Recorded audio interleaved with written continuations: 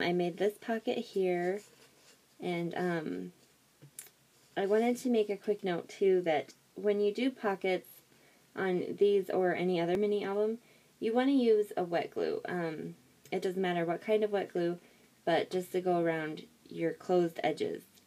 That way when it dries, it'll be dry. Whereas if you use a sticky tape, whatever you stick in the pocket will stick to that tape. So you want to use a wet glue for that. So I'll just show you guys what I have done. So here's this, and then this I just cut out a border page of the border paper and used it as a pocket. And then here I just used some of the scraps and I made a couple banners. And then over here, this is just a blank page. This one, again, I did a pocket that way. And then this is a blank page as well. And I will have another one, I just don't have it ready yet. I don't have any more rolls right now, so that's what I have for now. And I'm going to show you guys how to do the binding. And pretty much from here on out, it's just like a normal mini album. Even with like a 6x6, basically you make your own toilet paper roll so that you have two sides open. And there's a couple great tutorials. Cassie Keith has one, and my sister Scrapper also has one. And for the binding, this is called Hidden Hinge binding, and this is Kathy Orta's binding system. I did not come up with this in any way, shape, or form. This is just how you do it. So what you're going to do for your binding is you're going to cut a strip of paper, and the length for these does not have to be that long, but I do use an 11-inch just to start. And then you're going to cut it down to the width so that your paper will fit inside of your page, whatever you're using for the page. So you want to make sure it fits, you know, well, not too snug because that'll make it harder to get those in. So then what you're going to do is just put it on your scoreboard and line it up. And I like to start about an inch in. So I just score it an inch because this bigger piece here I'm going to be adhering to my front cover. And then you're just going to score every half an inch. And each time you score, you're going to form a half-inch strip. Now, each 3 of these is equal to 1 page. So for this, we need to score it 12 times. We need to have 12 of these gaps. Because that's just how it works. So I just count 3 would be 1, this one would be 2. That way you know how many pages. And then you just keep scoring. So 1, 2, 3, and we need 1 more. So I'm just going to score 1 more. And then we don't need this big piece. So you can just trim this off. And it doesn't have to be perfect because it's just going to go on the cover and you're going to cover it up. So that's it for that part.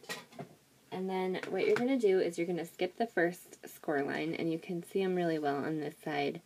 But skip the first score line and then go to the second one and fold. So you're making a little hill. And then you're going to skip this next score line and go to the next one. And again, fold it upwards, and you're going to have another hill. And skip one, and then fold up again, and you'll have another one. And just keep repeating, and if you had like 6 pages, it would be the same thing. If you had more, or for like the bigger albums, you would just, sometimes you have to just glue more paper on. So just use a really strong adhesive for that, like score tape or something. So now you have these, and you just want to make sure you have 4 mountains for your pages, because those are what's going to go on your pages. Now what I do is I just flip it over, and then you're going to take adhesive, and I've already done this, so I'm not going to do it in the video, but on each one of these going downward, I just apply my tape. And again, you want it to be like score tape or scrappy tape, something thick so that it's not going to come apart, because your pages are going to put a lot of weight and strain onto that. So then when you do that, you'll pinch it together and that'll be glued. And the same here. So then when you're done with that, it'll look like this. And you'll have your 4 things here. And you don't have to do a 1/2 inch. You can go less. I just find that a 1/2 inch is really good, especially if you're going to be embellishing with something thicker, which I plan on adding some buttons and some flare and stuff to this, so it will be a little bit thicker. And if you happen to get this to where this is snug going onto your album, just trim it, or you can just trim these at an angle, like so, and then they'll fit in there. So then after you do that, you're going to want to put adhesive on the back. So I do my adhesive this way because I find that if I do it this way, I don't know, it just doesn't seem as well. So I like to do it the opposite way because then that tape is holding all that together as well. Excuse me. So yeah, so we do that, and then you're going to take all your flaps and fold them down. And I'm so sorry about my nails. They've been chipping all day long. So then we're just going to put adhesive on both sides of these flaps, because this is where our pages are going to go.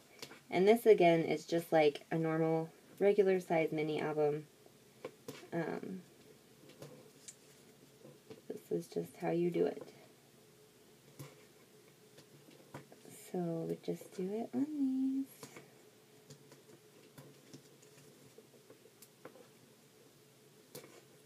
And I'm sorry, I tried to do a lot of the prep work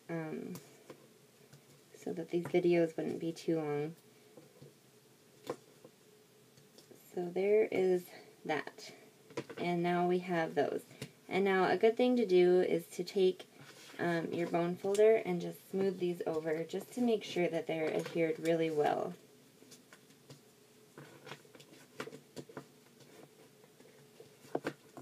So those are good. And then you want to make sure that these are moving well. You don't want them too stiff or too, well, they can't really be too flimsy, but you don't want them very stiff. So that is the base for our spine. And then what we're going to do is we're just going to take some chipboard, which I've already done, and I cut these 1/4 inch larger. So you can see it's just a bit bigger than my pages. And then also for the spine, you just cut it the same height as your front and back cover, and then I just cut it a little bit wider than this measures from the first flap to the second flap, or the last flap. I like to cut it a little bit wider just so that you have a little bit of play on there so you're not too close. So that is all for that. And then you're just going to take whatever color you want to be your background, like for your whole book, like a base color. And what you're going to do is you're going to take your pages and lay them down, or your covers, I'm sorry, and you're just going to lay them down and make sure that you have enough on both sides. And this is kind of cutting it close. I don't have a whole lot over here, so I might move it over just a little bit, but I still don't have as much as I would like, but that's okay. I mean, for these mini albums, I'm going to be covering that anyways, so it's really not that big of a deal. But I like to start with the middle one just so that everything else will line up. And I just put some tape on there. And then you're going to want to lay that, and you do want to have about 1 inch around, if possible. The more, you know, like from top to bottom, and usually on the sides too, but I don't really want to add another piece of paper just for 1 inch, so I'm not going to worry about it. And then we're just going to lay this, and I just eyeball it. You don't want it too close to where it can't flap up.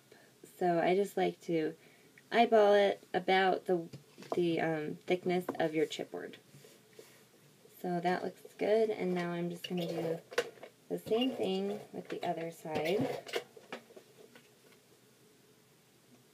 And again, just trying to get it just even, because that's where our book is going to fold. So you just want to make sure you have enough there for it to fold. Now what you're going to do is just trim off these corners. And you want to leave just a little bit of paper after the corner. Otherwise it'll end up being too short. And you don't have to worry too much about these being even. They don't look the same. It's not a big deal. And then we're going to take some of our score tape and just run it all the way from the start to the end on the top, and then we're going to do the sides as well.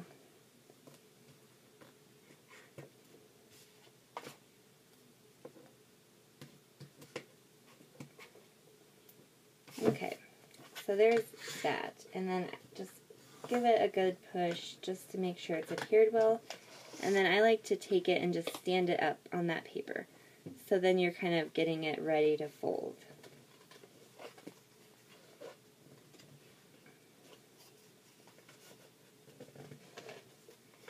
So then when it's ready, just go ahead and pull off your backing. And I just do one side at a time.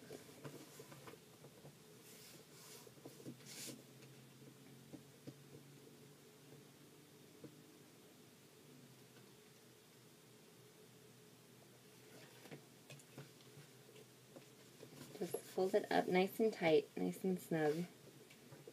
And again over here, oops.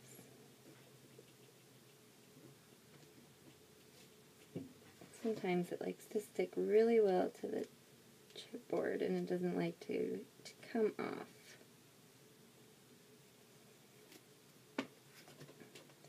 And then even though this didn't cover up all that tape, I'm still going to put some pattern paper there, so it's not that big of a deal.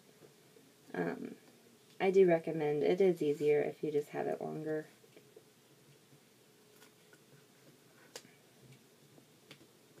Okay. So now we have that. And now you're just going to take your bone folder and just get in those creases. Don't push too hard because you don't want to tear the paper. You just want to give it a little bit of stress there so that it knows to bend.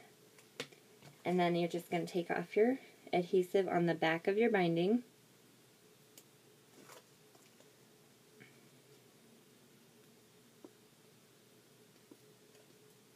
Sorry guys, I tried to be as prepared as I could for this.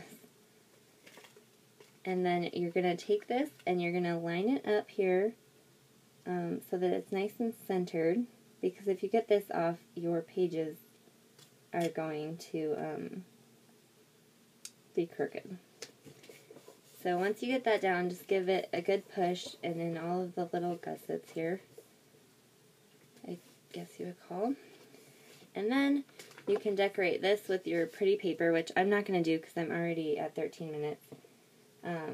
But for this first part, I will show you guys, you're just going to take off the tape, or the backing, for the first flap. And if you've already put a cover on, just make sure that the front is the front. And you're going to take your toilet paper roll, and you're just going to slip it over that. And then I like to give it a push on the top to make sure it's all the way down, and then just squeeze it. And now you'll have a pocket here, and it's closed here, and that's the binding. So I like to just move it a little bit and make sure that it's adhered down all the way.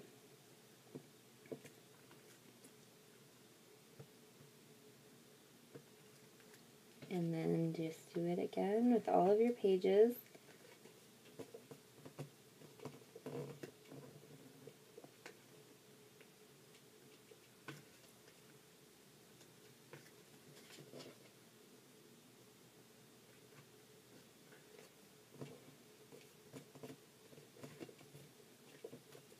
And so then you're having a book, and you can do, you know, all sorts of embellishing once before you get it on or after. I like to add like the bigger stuff after, but then you can add your cover, you can add, you know, your other pattern papers, and obviously you'll want to cover up your raw chipboard up here, and then you can make just some things to go in your pocket.